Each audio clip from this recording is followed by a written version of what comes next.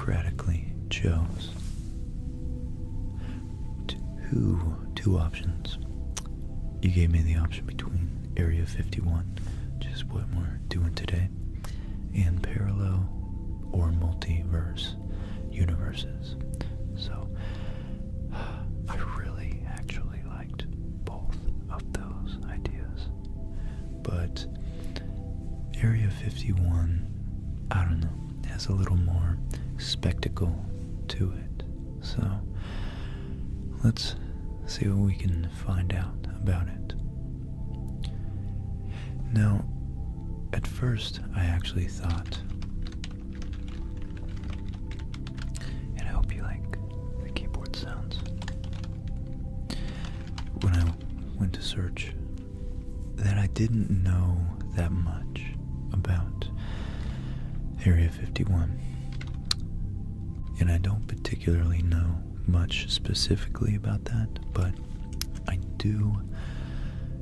did realize that I've watched, really through Joe Rogan, having on Graham Hancock and all sorts of other fringe academics and reporters, Randall Carlson, Robert Buvall, John Anthony West. I don't know if he's talked to David Wilcock. This gentleman right here, with the fabulously timeless haircut. His haircut is, I don't think it's changed much since he was born. But you can't judge a book by its cover. And he's actually, that was actually kind of rude of me to judge him like that. He just owns that haircut so well. I wish I had the courage to do that. I listened to this guy have a conversation with, oh wait, it was here.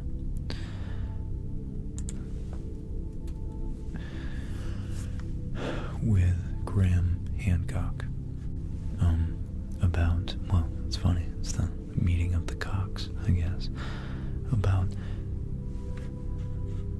well, the origin of humanity, secret origin. And there's a whole rabbit. I'm gonna really try hard to stay on track. I'm just trying to give you a context for my understanding of this. So, Graham Hancock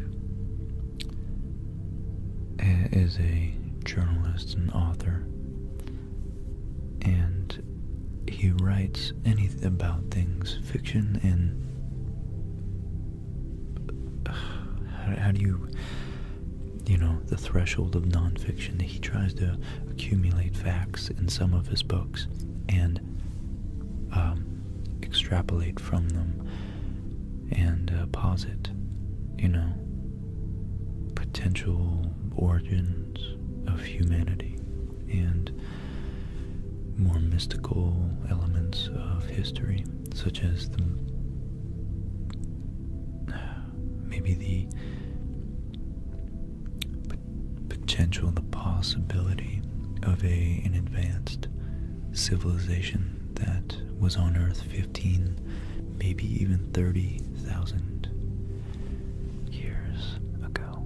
So I think that's very, very, very interesting to me, especially when they have some evidence, such as Göbekli Tepe.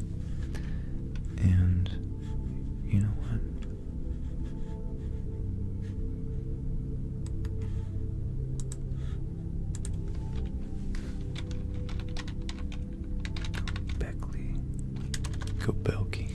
Göbekli Tepe.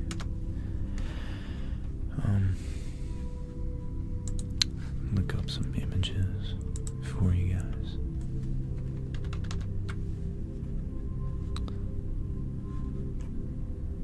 Which is one of the few sites to actually be verified by credible academic geologists and archaeologists to have been 10,000 years old. So 10,000 years ago in Turkey, which is not, of course, is modern day Troy. It's not, probably only a couple 100 miles away from where we think Troy was. 9,000 years after this, mind you. So it's definitely no wonder that perhaps the Trojan Wall claimed to be built, as we're learning in our expedition through the Odyssey, the adventures of Odysseus, that Poseidon himself built the Wall of Troy, which you can't imagine people would come to believe if they A, had no real written history, and B, had no scientific perspective of the world, and the world was more a blend of metaphors and religious imagery and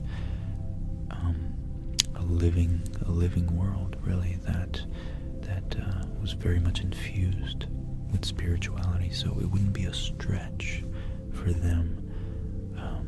I really want to sound like Chicho right now. Chicho was awesome, and he just makes me feel like him, like he's saying right.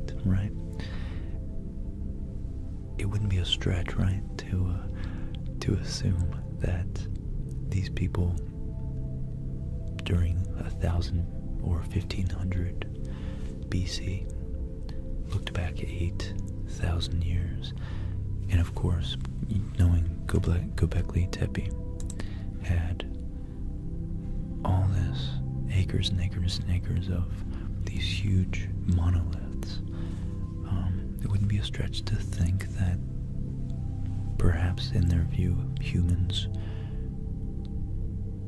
were less likely than gods to have actually created these monuments and therefore their own walls.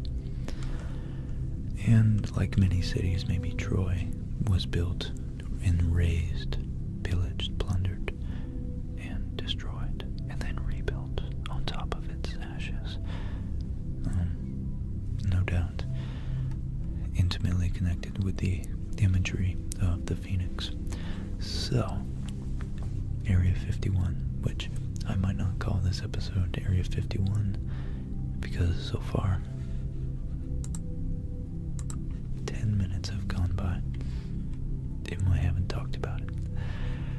I just want to say that I think there's a blurry line between where fringe, the word keeps escaping me. I want to say supposition, speculation. There we go, right? Speculation, right? And rigorous adherence to not speculating and just the facts on what we know.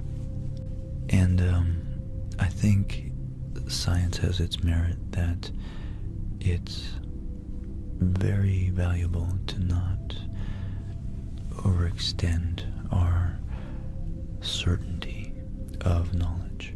And there's so many realms, so many ways I can take this, but I think the great speculators who actually are as rigorous as one can be when speculating about such grandiose things as aliens and deep history, I think they're immensely valuable because they lead to more artistic, more religious, more spiritual, more philosophical, at a more articulated level, understanding of history and the world as we discover it. So I think it's always good to take into account and not be too certain that one area of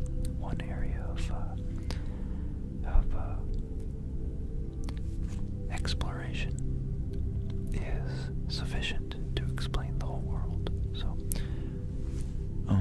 I just want to credit science and religion and rigorous, archaeology and fact-checking and logic, solid logic and mathematics with narratives and the human experience.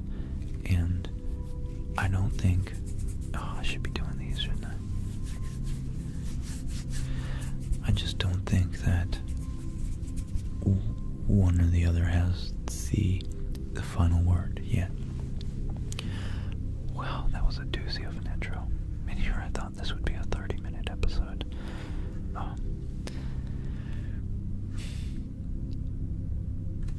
So, in the middle of the barren Nevada desert, there's a dusty, unmarked road that leads to the front gate of Area 51. It's protected by little more than a chain link fence and a boom gate and intimidating trespass signs.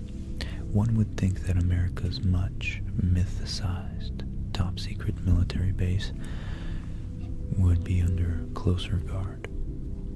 But make no mistake, they are watching. Beyond the gate, cameras see every angle. On the distant hilltop, there's a white pickup truck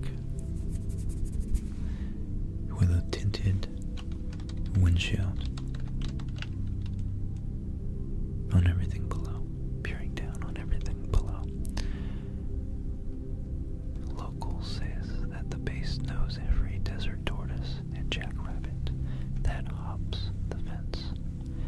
Others claim that there are embedded sensors in the approaching road.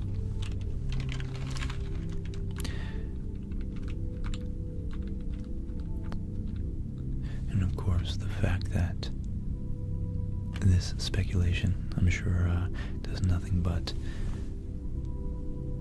boost the aura of mystery behind this site. So what exactly goes on inside Area 51 is speculation. There are, of course, alien conspiracies that galactic visitors are tucked away somewhere inside. One of the more colorful rumors insists that the infamous 1947 Roswell crash was actually a Soviet aircraft piloted by mutated midgets, and the wreckage remains on the grounds of Area 51. That's quite a wild speculation, but I don't know, maybe I'm laughing because I'm secretly scared that it's true. Some even believe that the U.S. government filmed the 1969 moon landing in one of its hangars. For all the myths and legends, what's true is that Area 51 is a real and still very, very active military base. There may not be aliens or a moon landing movie set inside those fences, but something is going on, and only a select few are privy to what's happening further down that closely monitored, windswept Nevada road. And you know what? I have a little black book of secrets right here.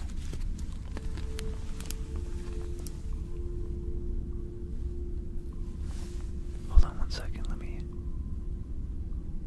there we go. It's very, very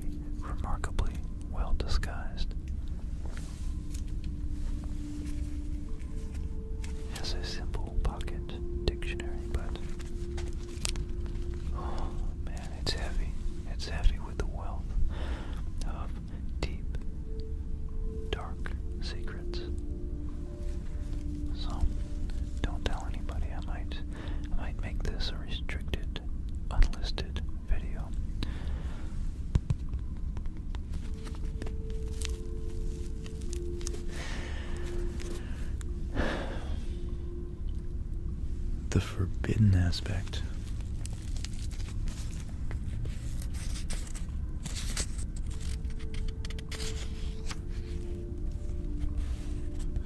There are so many words in here.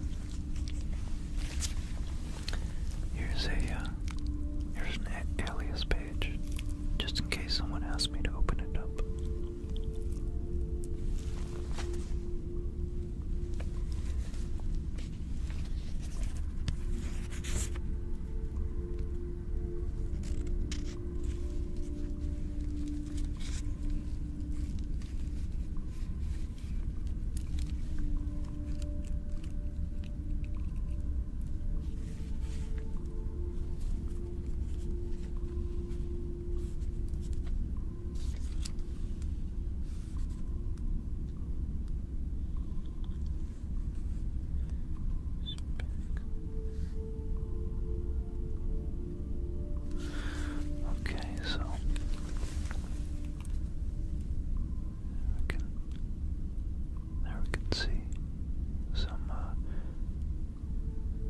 Indecipherable text. It looks normal, but really it's very much encrypted.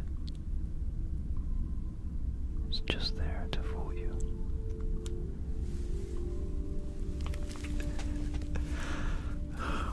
Oh boy, I'm having fun with this. So, alright, I hate when it goes in and out.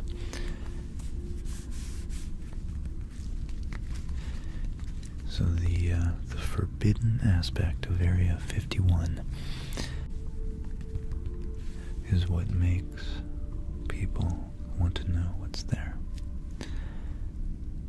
says aerospace historian and author Peter Merlin, who's been researching Area 51 for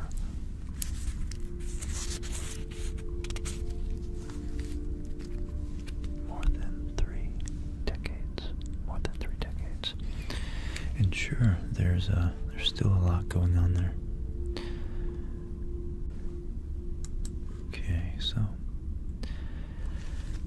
I wanted to flesh out as much as I can in this one episode the both sides of a very practical,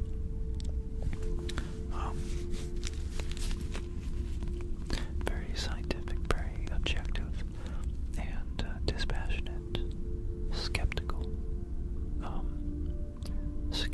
of certain skepticism view, and also a more, I would say, a more believable. It's funny because these words are very interchangeable from depending on the perspective. If you're one that sees all conspiracy as goofy, or one that sees everything as a conspiracy. So from the one side, what is skeptical, could be thinking that it's skeptical to believe in all these alien theories. But on the other side, if you're one who is a conspiratorially minded individual, you might view everything, you might be skeptical of the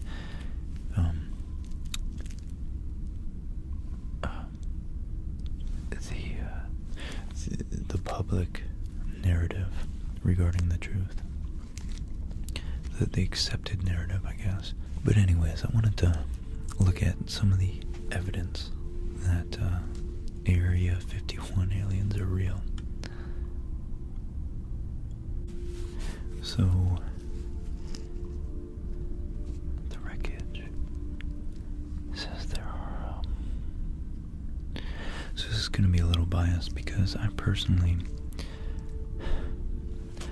I've listened to Tom DeLonge from Blink-182, which, if you guys haven't heard about his departure from Blink-182, especially if you liked their music, you should go check out the Joe Rogan podcast with Tom DeLonge. And it is particularly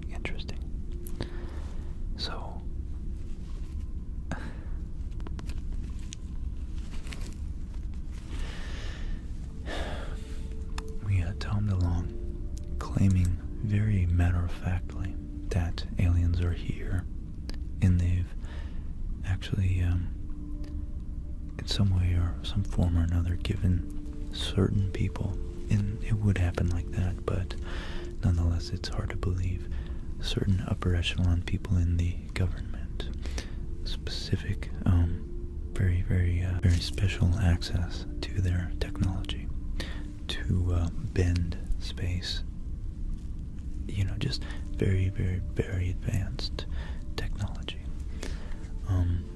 So yeah, we have guys like David Wilcock, who actually, it's funny enough, oddly enough, although from an outsider like me, Tom DeLonge and David Wilcock are very much in the same boat, and they should be friends, but they actually, I guess Tom DeLonge is so famous and so popular that David Wilcock hasn't had the invitation to speak with him about this, which David Wilcock's been studying this for years and like decades, and so it's a little, I think a little bit of resentment, jealousy that Tom DeLonge comes in and steals his spotlight as far as alien investigation goes. But yeah, so we had Tom DeLonge from Blink-182 in the last year saying that aliens are here. Number one, Area 51, out of the 10 evidences that prove Area 51 aliens are real. Number one is that it's situated in the middle of the deserts of Nevada.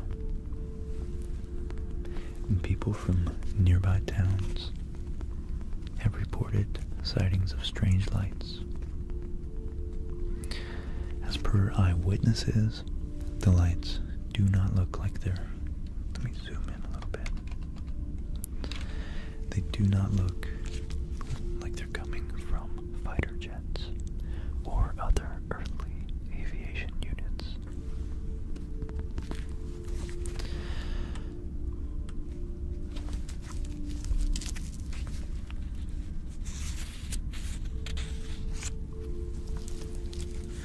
So, number two.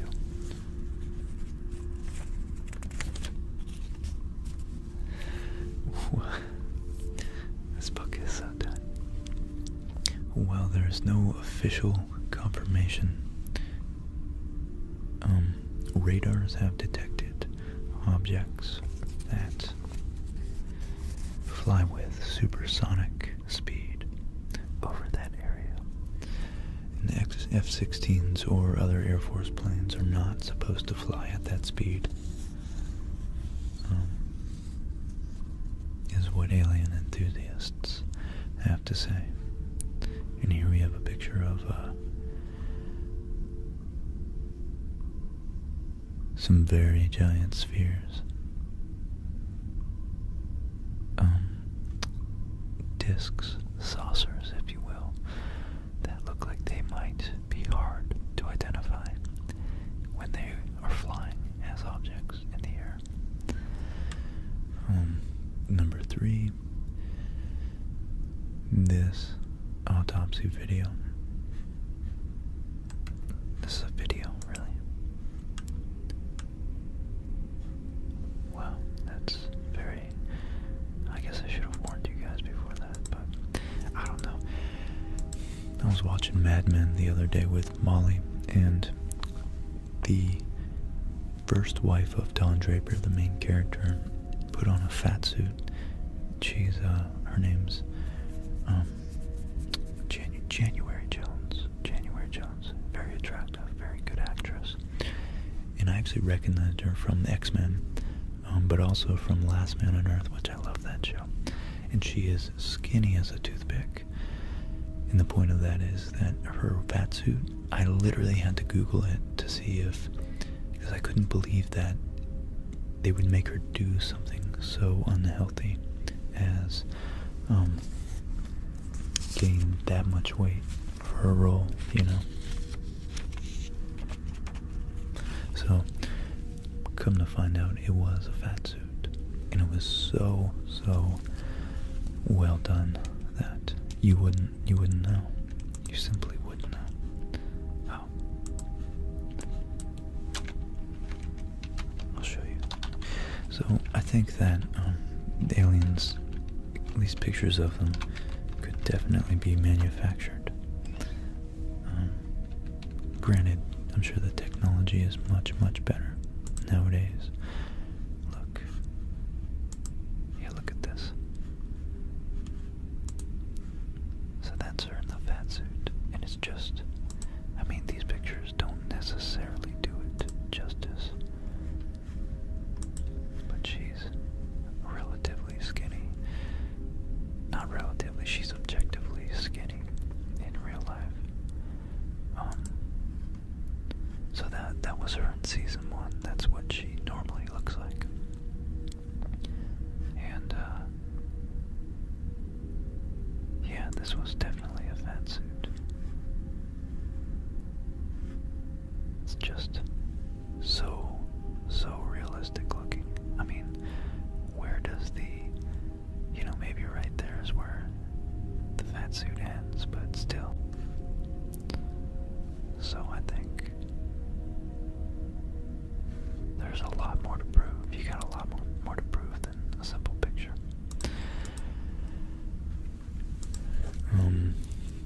But I'm keeping an open mind because the Drake equation is pretty convincing to me that we have so many. We just have billions and billions of stars in our galaxy alone, just our galaxy, and they think trillions of galaxies. We'd be pretty darn special if we truly were the only sentient beings out there. So I just think a lot of this is hopeful, and I also think that it distracts from putting forth genuine effort to make the world that we do know exists and the people we do know are real and suffering, really suffering, and assuaging their suffering, So I'd like to focus on what we do know before we start speculating about conspiracies, but nonetheless I do think it's fun. So the corpse of the alien is believed to have been collected from the crash site. They came in and they grabbed his shirt and ripped it off and collected him. Number 4, the crash remains of Roswell.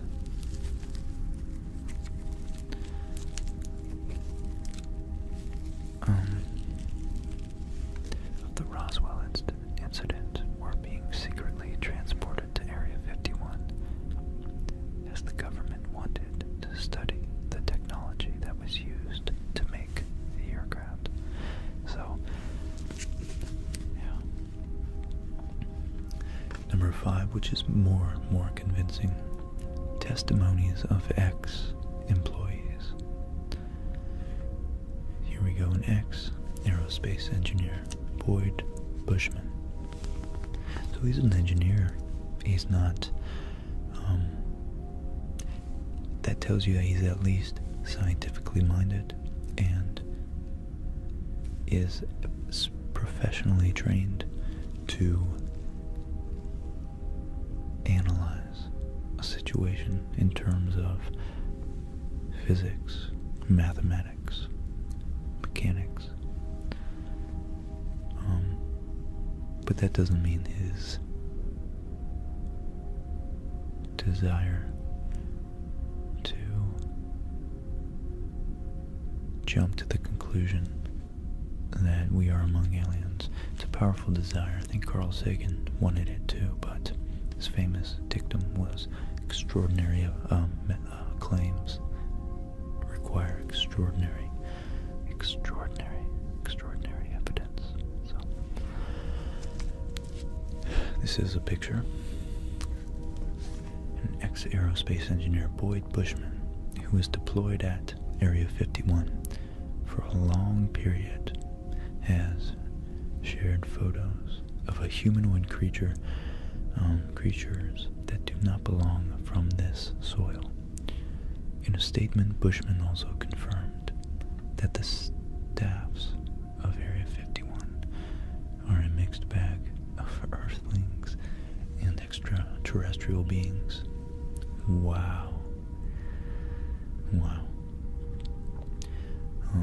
Ex-physicist Bob Lazar, who was working, I think this guy is very particularly famous, very famous, who was working at Area 51. He had been deployed at the project of reverse engineering the alien aircrafts, which are captured and taken to the ground, to the underground vault of Area 51. And Lazar had to break his oath of keeping silence, keeping secrets of Area 51 concealed in his mind, and revealed strange facts. So, I mean, yeah, I guess it's hard to get to all the facts.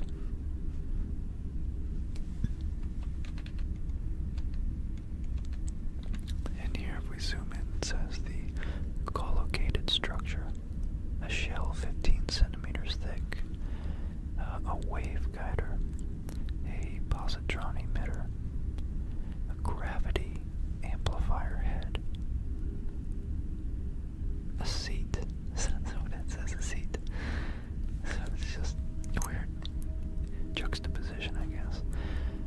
All forms inside are smoothed for electronic charge retention. That's interesting. Maximum angle of lens effect. Wow, okay.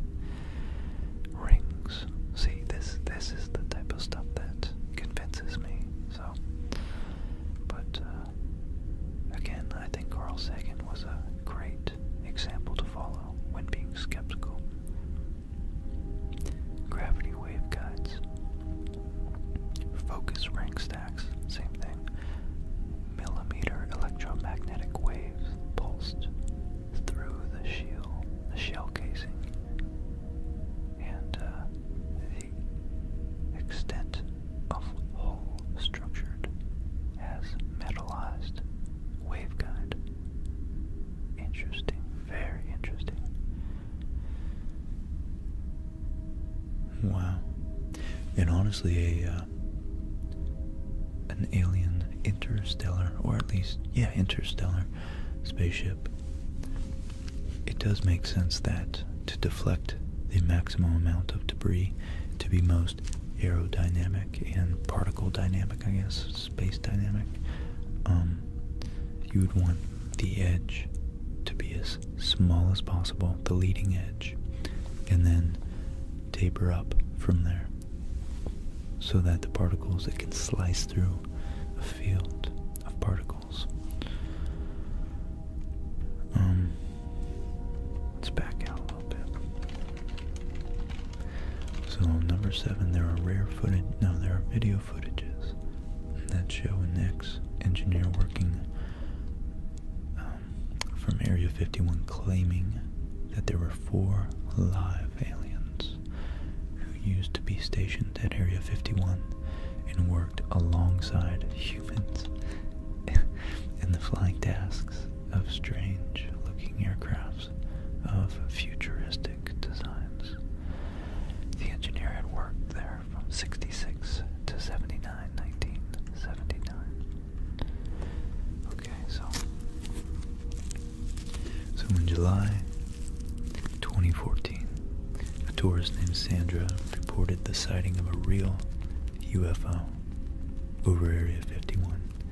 She had filmed the UFO's flight while she was traveling through the desert and was recording the area in her movie camera from the bus window.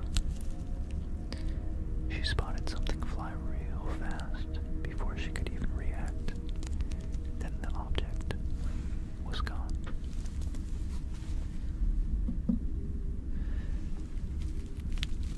reviewing the film she had taped, she could realize that what it seemed to be a flying bird was an alien UFO in reality.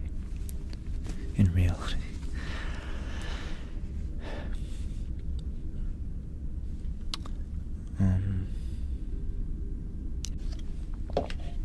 There are many conspiracy theories regarding the kind of work that is carried out.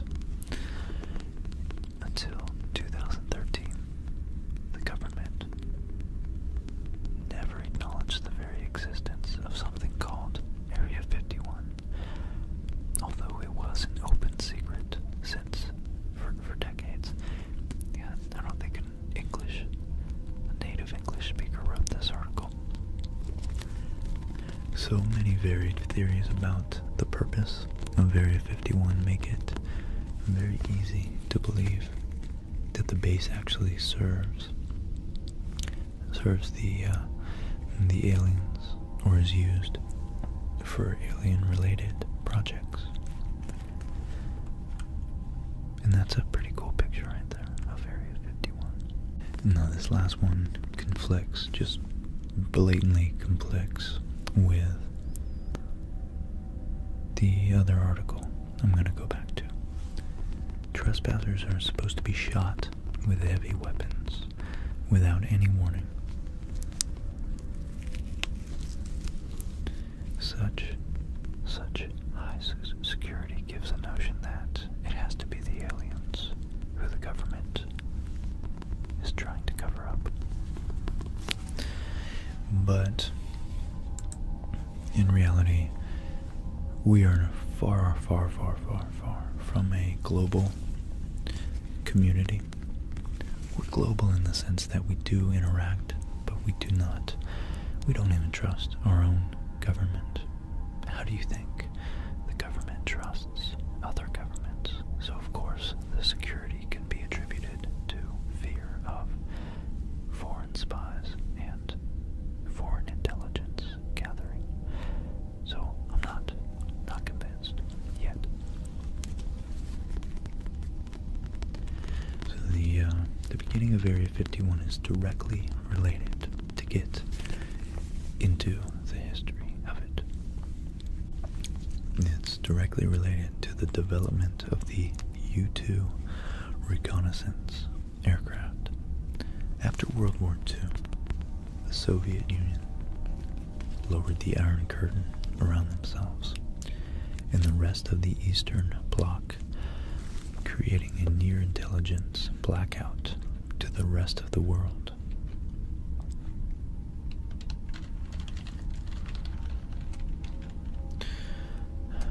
Oh, it's a curtain. I was thinking of the metaphor as a wall. So if you lower it, that means you're open, but it's a curtain, so lowering it means you're closed to the rest of the world. So the Iron Curtain, the notional barrier separating the former Soviet bloc. Okay. And just so we know, so we're clear. Wow, look at that. Here's a good picture. And maybe this one's better. Okay. The route of the Iron Curtain Trail. So it's just east of Finland. It's on the eastern side of the Baltic Sea. So Estonia, Latvia, Lithuania, Poland, East Germany, the Czech Republic, Slovakia, Hungary, Romania, Bulgaria, and they were all on the within the Iron Curtain.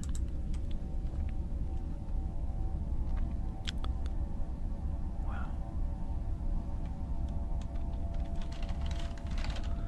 Okay.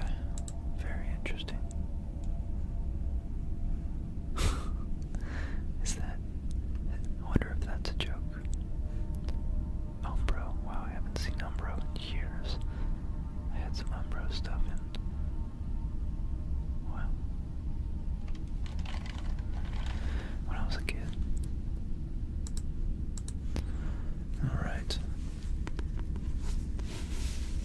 when the Soviets backed North Korea's invasion of South Korea in June 1950, it became increasingly clear that the Kremlin would aggressively expand its influence. America worried about the USSR's technology intentions, and ability to launch a surprise attack, only a decade removed from the Japanese attack on Pearl Harbor. So, anybody old enough, let's see, I start remembering things from when I was about maybe 8, in terms of like understanding more wide, not political, but more national and global events that happened. So anybody maybe born, or an intelligent kid born before that, later than that, but maybe 1993, definitely remembers some shape, some form of 9/11. And I like to put it in perspective. I like to put it in perspective of, 10 years. 1945 and 1955, or 1940 and 1950, is the same as 2001 to 2011. So, just, it's interesting to reference modern events and have a connection between those two times. So in the early 50s, the U.S. Navy and Air Force sent low-flying aircraft on reconnaissance missions over the USSR, but they were at constant risk of being shot down. In November 1954, President Eisenhower approved the secret development of a high-altitude reconnaissance aircraft called the U-2 program. And one of the first orders of business was to track down a remote, covert location and training for training and testing. So they found it in the southern Nevada desert, near a salt flat known as Groom Lake, which had once been a World War II aerial gunnery range for the Army Air Corps pilots. Known by its map designation as Area 51, this middle-of-nowhere site became a top secret military base to convince workers to come. Kelly Johnson, one of the leading engineers there of the U-2 project, gave it a more enticing name: Paradise Ranch. And here we have a nice little, I wonder where that font came from. Maybe some early sci-fi movies. But we have a nice cool little road sign. It says Extra-terrestrial Highway, I think, with a bunch of stickers on it. So, making a myth, the U-2 testing began in July 1955, and immediately reports came flooding in about UFO sightings, unidentified flying objects. If you read the details of a 1992 CIA report that was declassified with redactions in 1998 and then released nearly in full in 2013, it's easy to see why. Many of these sightings were observed by commercial airline pilots who had never seen an aircraft fly at such high altitudes. whereas today's airliners can soar as high as 45,000 feet, which is 9 miles, I think, almost 9 miles. Or in the mid-1950s, airlines flew only at about 10 to 20,000 feet. Known military aircraft, which is probably why a lot of the jets, modern jets, get much better fuel efficiency, because they're encountering less air resistance.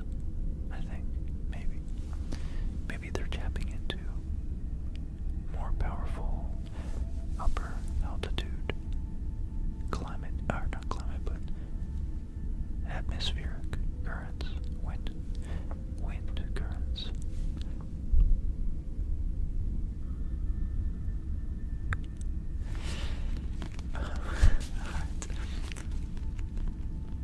So, known military aircraft could get to 40,000 feet, but 60,000 feet would have been crazy.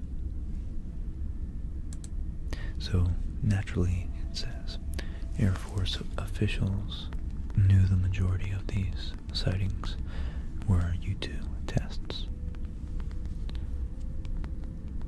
Oh, is that where the band name comes from?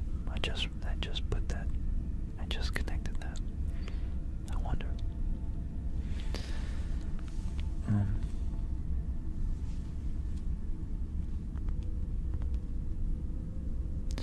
But they were not allowed to reveal these details to public. So natural phenomenon or high altitude weather research became the go-to explanation.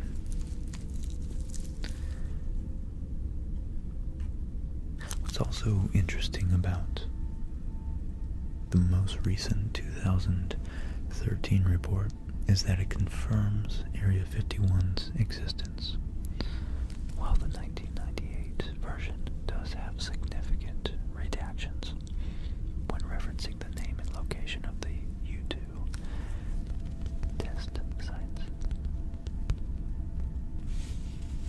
The nearly unredacted version from 2013 reveals much more, including multiple references to Area 51, Groom Lake, and even a map of the area.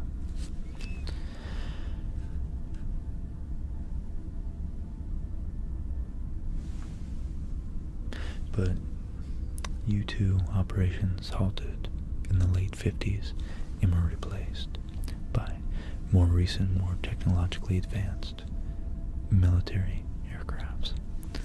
Of course, over the years, the A-12 and numerous stealth aircrafts like the Bird of Prey, the F-117A, and the Tacit Blue have all been developed and tested out there.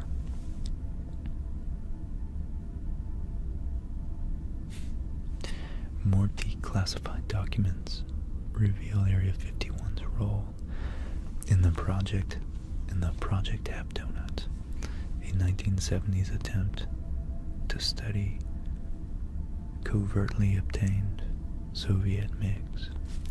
Wow.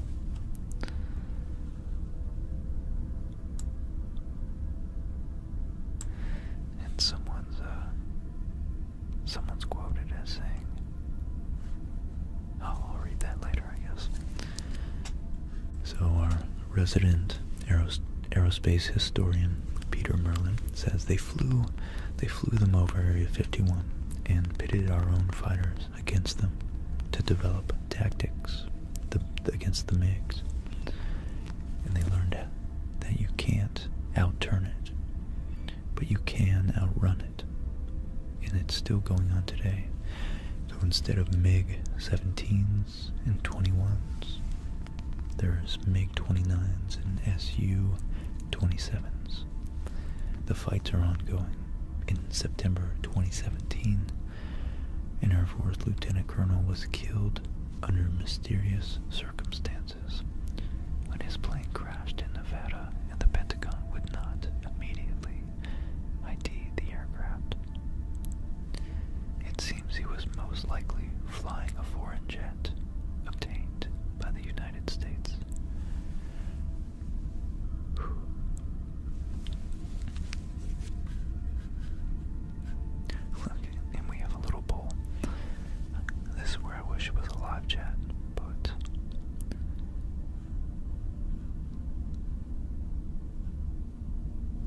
going to say experimental plane testing.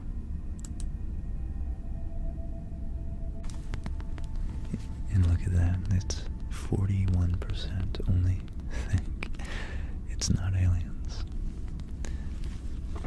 Still a roughly even ratio though, 60-40. So in 1989, the year I was born, alien conspiracies gained ground when Bob Lazar claimed in an interview on Las Vegas local news that he'd seen aliens and had helped to reverse engineer alien spacecraft while working at the base. Many have disregarded this as fiction and are even offended at the notion that, including Merlin, who has spent years talking with the former Area 51 engineers and employees, angered by all the fuss about ETs.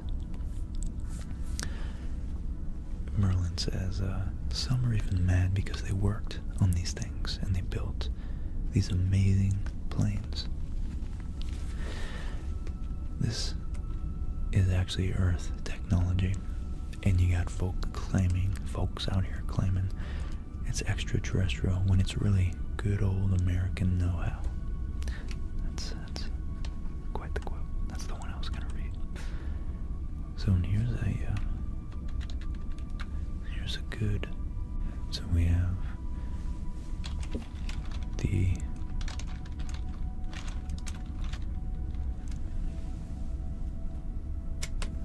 aircraft here.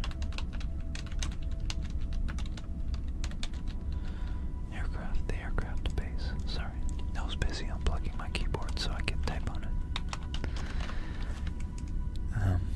Yeah, we can see, runways, base facilities. Not really sure what this is. But mountains just run off from the rains. I was working at the Yuma Proving Grounds last, I think, two years ago. And, it's pretty secretive. It's definitely pretty secretive out there. So today, it's very much in use. According to Google Earth, new construction and expansions are continually happening. On most early mornings.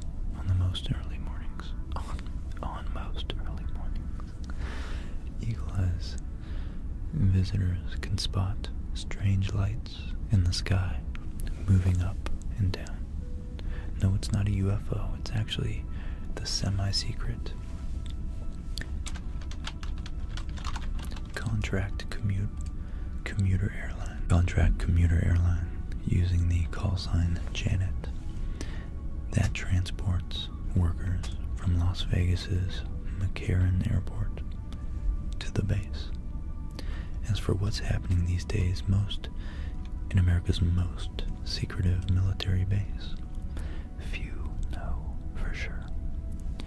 Merlin has some educated guess, including improved stealth technology, advanced weapons, electronic warfare systems, and in particular, unmanned aerial vehicles. Very, very cool. Otherwise called drones.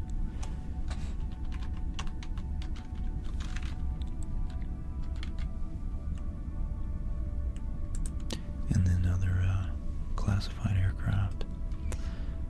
And the more exotic forms, I like that, of radio communication. Probably different ways of encrypting it and sending and receiving it covertly, and directed energy weapons such as different forms of focused lasers. That's probably what's that called? A redundancy.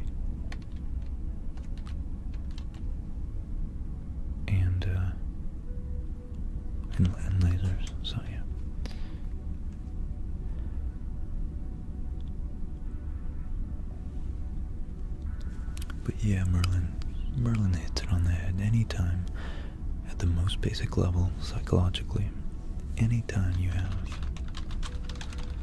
something secret or forbidden, it's human nature. You want to find out what it is. And what a better way to end this episode with that little quote. I like that. I would like that, wouldn't I? So, well guys, I was going to read some of the Wikipedia article, but that article was pretty sufficient, and I have to get going to my job. Top secret. I can't be late. They locked down the facility at a certain time, and I must go. I must depart.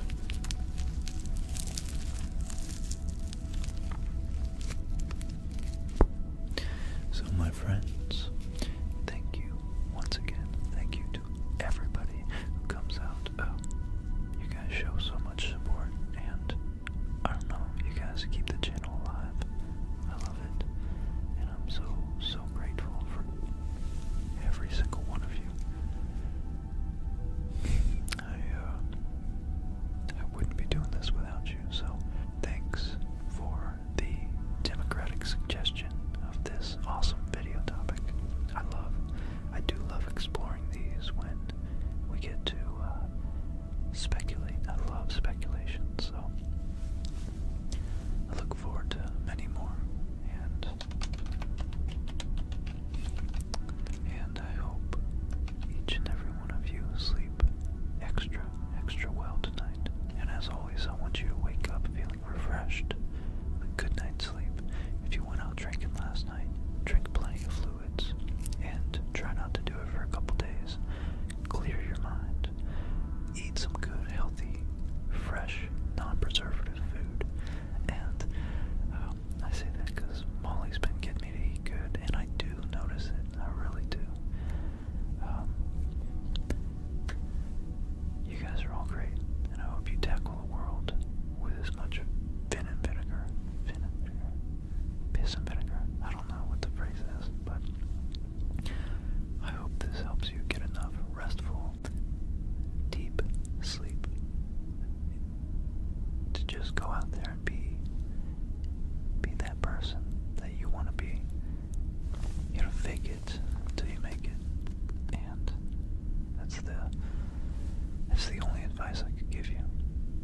I think each and every one of you, especially that I've gotten to engage with a lot of you on this channel, you all have something going for you in a very special